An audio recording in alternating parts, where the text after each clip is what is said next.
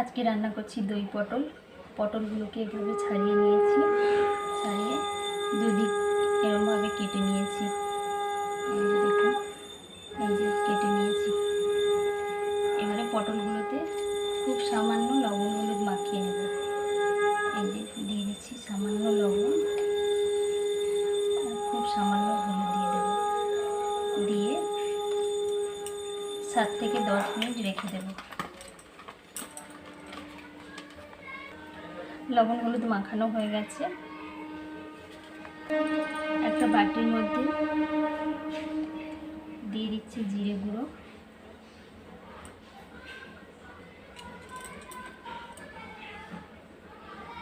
ধনে গুঁড়ো, হলুদ গুঁড়ো, লঙ্কা গুঁড়ো, জল দিয়ে দিলাম, দিয়ে মিশিয়ে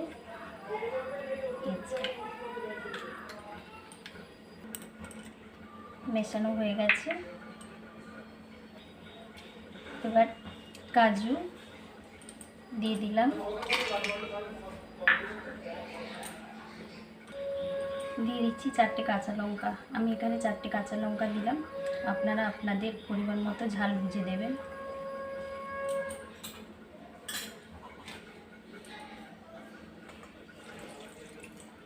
জল দিয়ে কিছুক্ষণ ভিজিয়ে রাখলাম, তারপরে এটা পেস্ট করে নেব। কড়াইতে সর্ষের তেল দিয়ে দিয়েছি, পটলগুলো ভেজে নেব একদম গ্যাস কম দিয়ে। প্রত্যেকটা পটল এইভাবে কেটে দিয়েছি।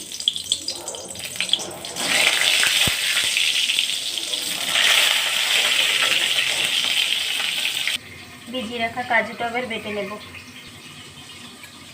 কাজু বাটা হয়ে গেছে। এবার এতে দিয়ে দেব 2 থেকে 3 চামচ টক দই।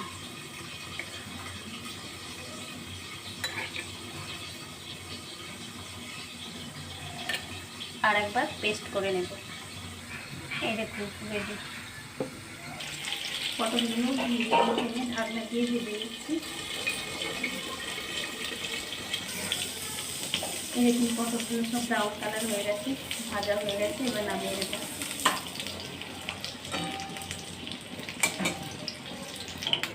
ওই তেলেই দিয়ে দিচ্ছি দারচিনি, এলাচ ও লবঙ্গ।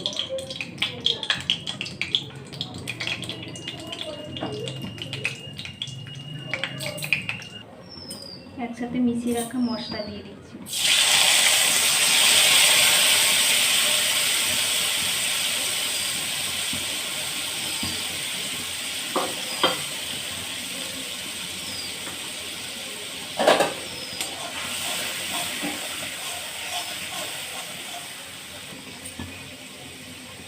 মশলা থেকে তেল ছেড়ে দিয়েছে, দিয়ে দিচ্ছি পটল।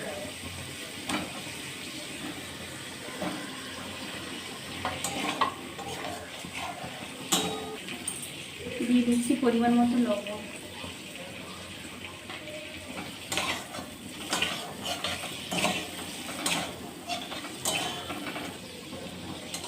চার থেকে 5 মিনিট এভাবে রান্না করে নেব।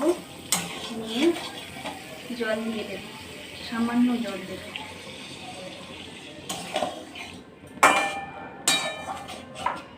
সামান্য জল দিয়ে মিডিয়াম ফ্লেমে রান্না করে নেব আরও 5 মিনিট। এবার কাজু ও দইয়ের পেস্টটি দিয়ে দেব।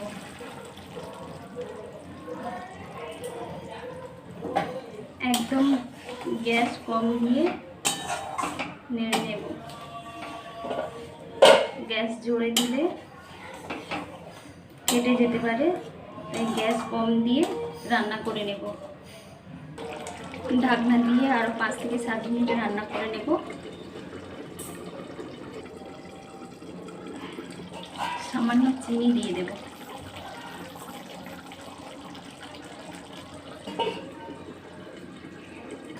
দই পটল রেডি।